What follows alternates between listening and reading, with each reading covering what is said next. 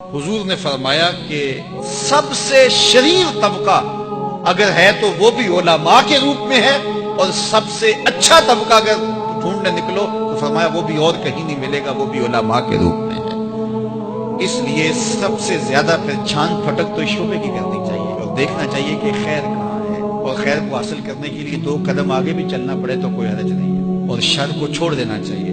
علم کسی صاحب علم کے پاس بیٹھ کے ہی سیکھا جا سکتا ہے، جو متقی ہو، پرہیزگار ہو، دیانت کے ساتھ بیان کرنے کا مزاج رکھتا ہو، تو اس سے ہی دین حاصل کرنا چاہیے۔ ہر ایک شخص سے تو ہمیں دین حاصل کرنے سے منع کیا گیا ہے، کہا یہ دین ہے، اس کو ایسے ہی جس سے چاہو حاصل نہ کر لو، اس کے لیے بھی ہمیں معیار دیا گیا ہے۔ اور بعض لوگ سوشل میڈیا کو اتنا معتبر سمجھ بیٹھے کہ وہاں جو ملے، حالانکہ وہ بھی انسانوں نے ڈالا ہوا ہے، اور لوگوں نے اپنے اپنے عقیدوں، اپنی اپنی خواہشات کے مطابق وہاں جو بھی ڈال دیا، تو اس کو ہم نے کہا کہ یہ جو ہے وہ درست ہے، جبکہ زیادہ تر چیزیں وہاں درست نہیں بھی ہوتی۔ تو اس لیے یہ بات ذہن میں رکھیں کہ حضور کی جانب کوئی چیز منسوب کرتے ہوئے اس کا یقین ہونا چاہیے کہ یہ حضور علیہ السلام کا فرمان ہے۔ علم حاصل کہاں سے کریں؟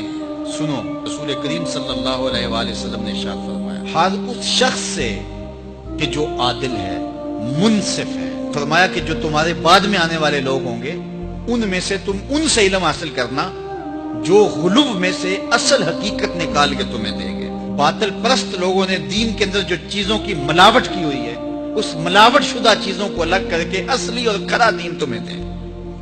وَتَعْوِيلَ الْجَاهِلِينَ، اور جاہل لوگوں کی تعویل سے تمہیں بچا کر کے اچھا علم تمہیں عطا کرے۔ چونکہ دین میں ملاوٹیں ہیں کہ انہوں نے کتنی چیزوں کو دین بنا لیا جو دین ہی نہیں ہے۔ آج درباروں پہ، مزاروں پہ چلے جائیں تو جو ہوتا ہے وہ کسی سے مخفی ہے۔ مختلف فرقوں والوں نے جو حال کیا، تو آپ جدھر بھی جائیں، جس بھی طبقے میں جائیں، تو پھر اس دور میں کیا علم مفقود ہو گیا ہے؟ جبکہ 2 نمبر پیر، جاہل، مولوی اور متشدد مزاج لوگ، اور کیا کیا کس طرح کے لوگ، اور توحید کے نام سے کوئی صحابہ کو گالیاں دے رہا ہے، کوئی اہل بیت کا بغض پال رہا ہے، اور کیا کوئی سجدے کروا رہا ہے اپنے آپ کو۔ اب اس ماحول کے اندر کیا اللہ امت کو محروم رکھ دے گا کہ اس امت کے اندر کوئی نہ ہو جو کھرا دین پیش کرے؟ کہا نہیں، میری امت میں ہر دور کے اندر اللہ ایسے بندے رکھے گا۔ فرمایا میں اپنے ان نائبین کی طرف تمہیں بھیجتا ہوں۔ رسول اللہ نے فرمایا میرے وہ نائب ہر دور میں موجود رہیں گے جو ایسے ماحول کے اندر بھی اچھی طرح سے دودھ رڑک کے تمہیں مکھن نکال کے دیں گے، تمہیں اچھا دین دیں گے۔ ان کے پاس جاؤ، محنت کرو، کوشش کرو، اور ان کی صحبت میں بیٹھو اور علم کا نور حاصل کرو۔